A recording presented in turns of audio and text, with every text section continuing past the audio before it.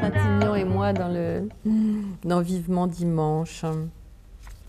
Quel bon souvenir, Truffaut. C'était son dernier film avant sa mort, donc. Et c'est là où j'ai appris ce qu'était un grand metteur en scène, c'est-à-dire que il vous mettait dans une sorte de cocotte minute, il allumait le feu, puis après il laissait faire. Et donc tout ce qu'on lui proposait, il était content, c'était un tournage magique.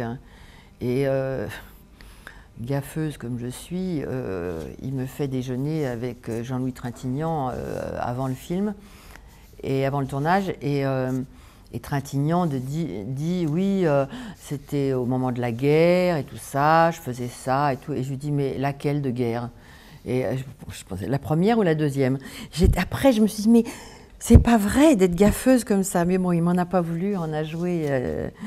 C'est un merveilleux acteur avec une voix sublime. Ville ou campagne? Alphonse Allais disait il faut construire les villes à la campagne, mais moi je suis quand même beaucoup plus campagne. Beaucoup plus campagne. J'ai eu très peur des villes pendant longtemps. J'ai vécu à Paris, je vivais à côté des périphériques. Comme ça, je me disais, je peux m'enfuir rapidement. Et je suis assez campagnarde.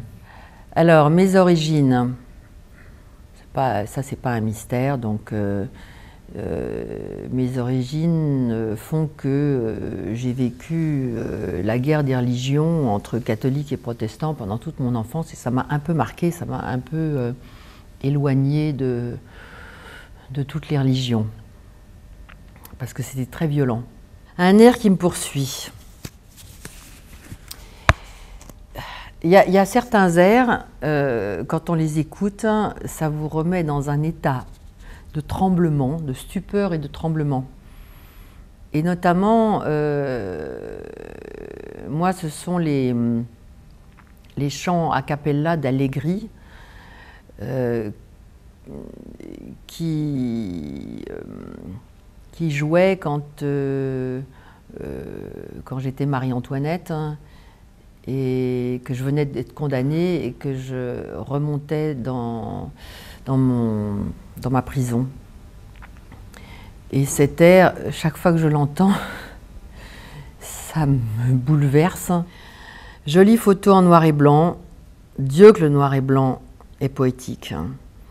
Alors ça, c'est des familles comme j'aurais aimé en avoir, avec plein de frères et sœurs. Moi, je suis fille unique, c'est une tare. C'était peut-être les premiers congés payés, ça, en 1936. C'est magnifique. Ma famille artistique.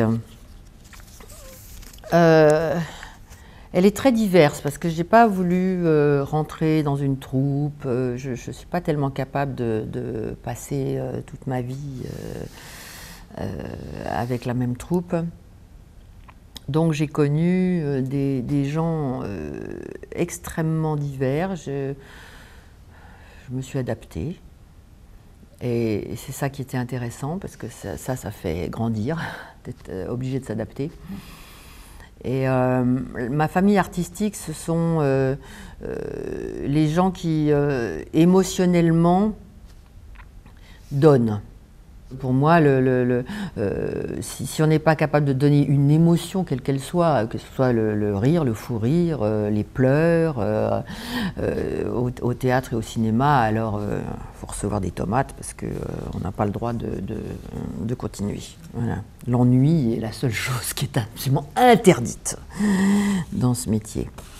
Un nœud pape, si j'étais un homme. Si j'étais un homme, je ferais des enfants partout. Cette photo, elle est magique. Le temps qui passe et les situations périlleuses. Alors, le temps qui passe, faut faire avec. Hein. Dans 3 ans, je serai morte, peut-être. Je ne sais pas. où je verrai certaines personnes que j'aime grandir. Et puis il y a des bons moments quand même. Donc je crois que ce métier ne m'a pas fait passer une seule année sans une avancée. Ça, c'est le cinéma. Moi, j'aime bien aller au cinéma toute seule. Il y a des tas de gens qui détestent ça. J'adore aller au cinéma toute seule le matin. Une histoire d'amour.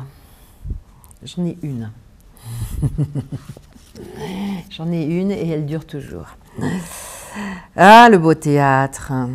J'adore les théâtres à l'italienne, c'est quand même... et plus c'est rococo, plus j'aime ça. J'ai eu la chance de faire un opéra à la Fenice avant que ça ne brûle. On me dit, dans 2 jours, c'est la prueba generale. Bon, je parle un peu italien, mais dans ma tête, évidemment, de distraite professionnelle, je me disais, bon, bah, c'est la dernière répétition. Là.